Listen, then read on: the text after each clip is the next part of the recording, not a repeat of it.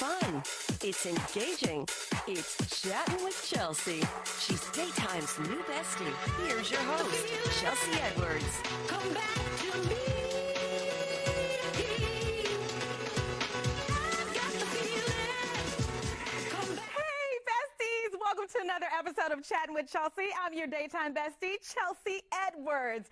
Get ready to meet the next generation of CEOs and Oscar winners who still need a ride to school. From launching a toy line to making a movie, these young talents are dreaming big. And guess who's rooting them on the loudest? Mom and Dad. So we've got them in the studio with us today as well. Get ready to be inspired, starting here. I don't care who's doing better than me. I'm not in competition with anyone else. The only rival I have is the person I was yesterday. Last year, I was different. I've grown, I've learned, I've improved, and that's what truly matters. It's me versus me.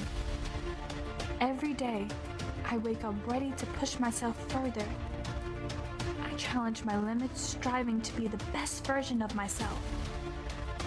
I won't let anyone else's success make me feel small. Their journey is theirs, and mine is mine. I know where I've come from, and I know where I'm going.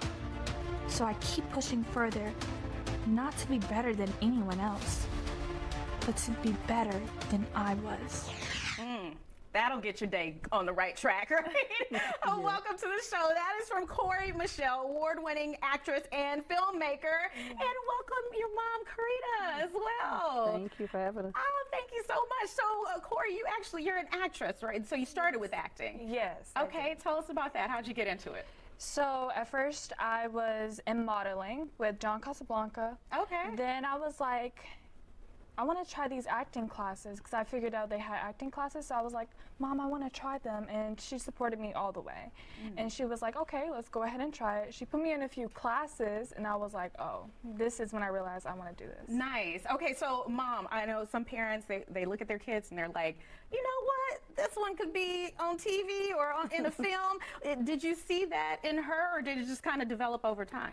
No, I didn't see that. I knew she had a lot of personality. Yeah. She could dance and flip and walk, and so when I saw that, she had all those talents, I just invested in those talents, So I put her in John Casablanca for modeling classes because she liked modeling, and so we just turned into her falling in love with acting. Nice. Started with the classes. So now you've done, tell us about the projects you've done, different films. I've done so many. Carmen and Magic, The Ring Widow, The Only Child. I have so many more. Yes, yes. And you're working on a big project coming up as well. Yes, I am. It's my own project. I wrote it and produced it.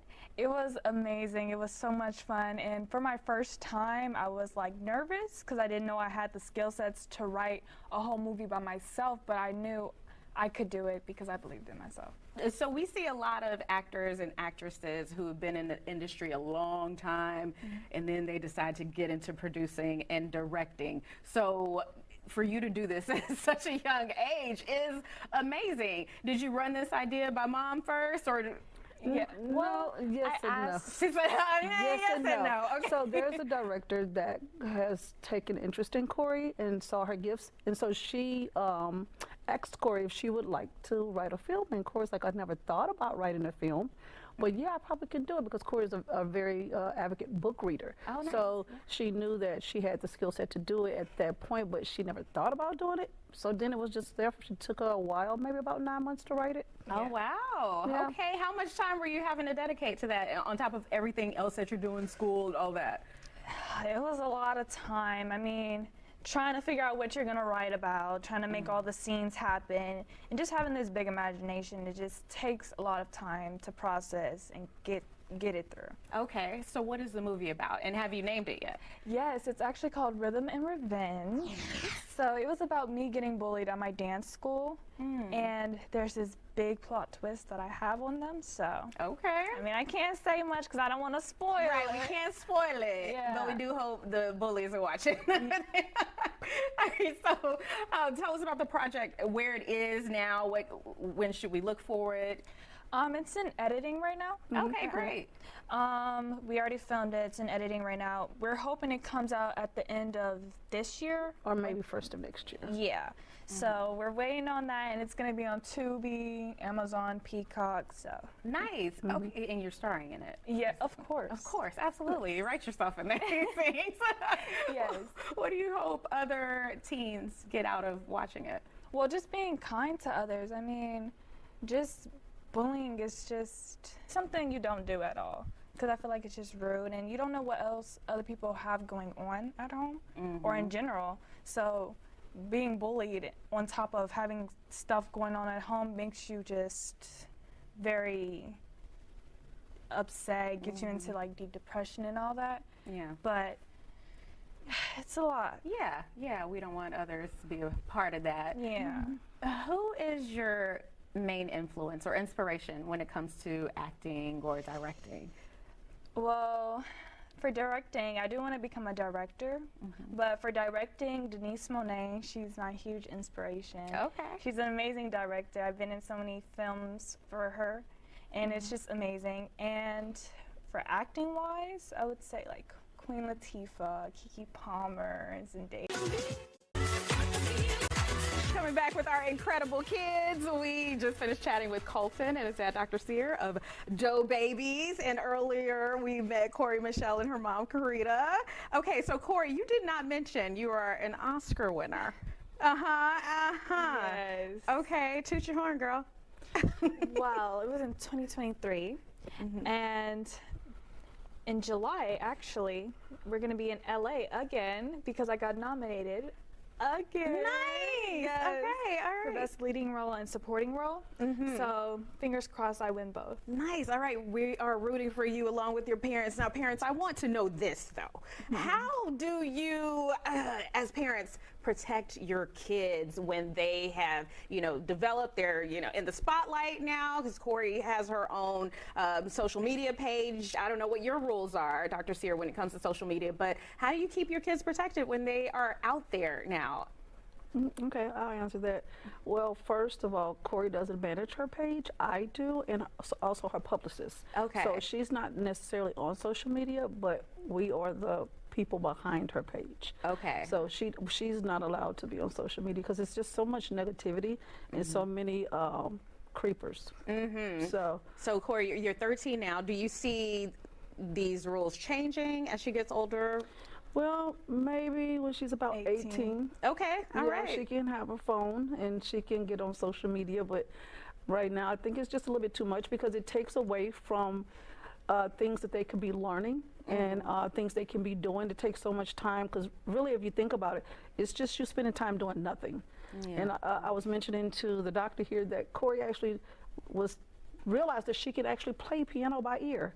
She actually taught herself a song. Now, just imagine if she was on the phone, would she have discovered that she has an ear to play the piano? She probably wouldn't have because she's spending so much time on the phone. So I just think the phones, parents should definitely monitor the phones because there's so many bad things on there that the kids can see, and I just don't think at this age that they should be seeing some of the things that are out there. Okay, Dr. Sear, what's your take? Well, when it comes to social media, we have filters all over his phone. We protect everything he does. And when it comes to promoting the business, we're really heavily involved with social media. I think social media is the new way to market. It's a more affordable way to get things out, messages out to the masses. So we rely on it heavily. Colton does not manage that page. We have a business team that does. We have social media companies that do. We have a PR person who's amazing. Boost One Marketing, they help manage all of those things for us and for Colton. So that's what keeps him away from the fray and all of the negative things that could be a negative influence to him. Colton and Corey, do you feel like this is fair, or do you see your friends and you're like, oh, I like to be on the phone more? Of course, I think it's fair. Okay. I mean, I want my mom to be able to protect me and tell me what I need to do to be protected, Yeah. So I understand. Yeah. What about you, Colton? I think it's fair. Yeah. You're like, that's works. It's working because now y'all are really able to flourish focusing on your gifts.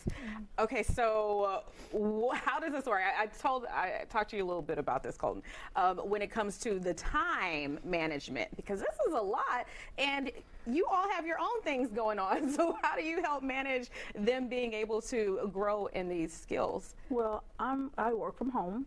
So I'm able to, and Corey's also homeschooled. So she Okay. does not even go to public school. She goes to homeschool. And I give her her schedule with work she has for the week. She does her schoolwork. If we're working on something she needs help, works with a tutor. We do all of that. And then of the other hours, she usually do about 2 to 3 hours for school. Okay. But once that's over, she's working on her dance techniques. She's working on her music. She plays guitar also. She also sings, so she also is practicing vocal lessons and karate, because she also does karate. So we're just working on a lot of different things that Corey does. So just developing the skills, because you never know what they're going to be when they grow up. You know, she has an interest in these things. So I'm just the Uber driver, and I'm just the financial, you know, and the biggest cheerleader. Okay, so it's like exposing to all the things. Yes. Okay, all right, Dr. Cyril.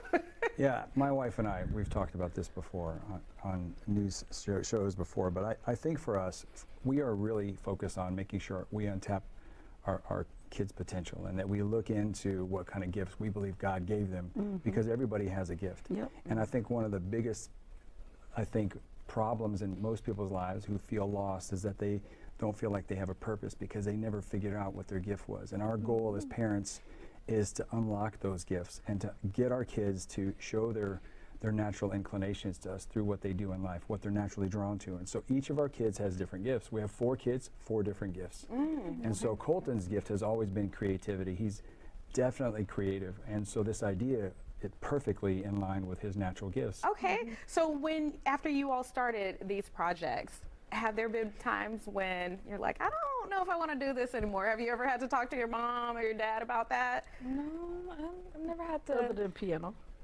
Oh, piano. She tried it. My son's Yeah. a piano teacher, and she tried it. And Yeah, and that's when I wanted to learn by ear. Okay, so what was your response? well, when she first tried it, my son's a piano teacher, so of course he was teaching her, and then she's like, I don't really like the piano, Mom. I think I'm just going to stick to the guitar. And I was like, well, okay, if you don't like it, I'm not going to force you to do it, because if you don't connect with it, you're not going to do your best with it. But then, with no cell phone, she went back to the piano and decided to start playing. Okay. And, you know, you just don't know. Is that part of the secret sauce? Like, because we expect as parents that our kids might try things and then may not want to be a part of them anymore, even though we've already paid for them. So is there a balance of like pushing them, but not too much to where they lose interest? For sure, for my wife and I, we make sure our kids finish anything they start. Okay. So Colton has been in many sports, but his only real passion has ever been football. And as a previous collegiate athlete, I played football in college. I didn't want him to play, to be honest. And so for me, we're very academic as well. My family's very focused on academics, and because we think that's the key to unlocking any future success. Because academics are in your hands. Academics are up to you. You have the time, you have the effort, you have a little bit of brain power. You can be successful in academics. Whereas other things, like sometimes entertainment, no matter how amazing you are, there are so many entertainers that don't make it, so many athletes that don't make it. And so for me, it's important that they have a backup plan. And to me, the backup plan is academic, because any talent can be a successful career. Yeah, I get a lot of from Corey's mom over here. All right, we're going to take a quick break, and we'll be right back after this.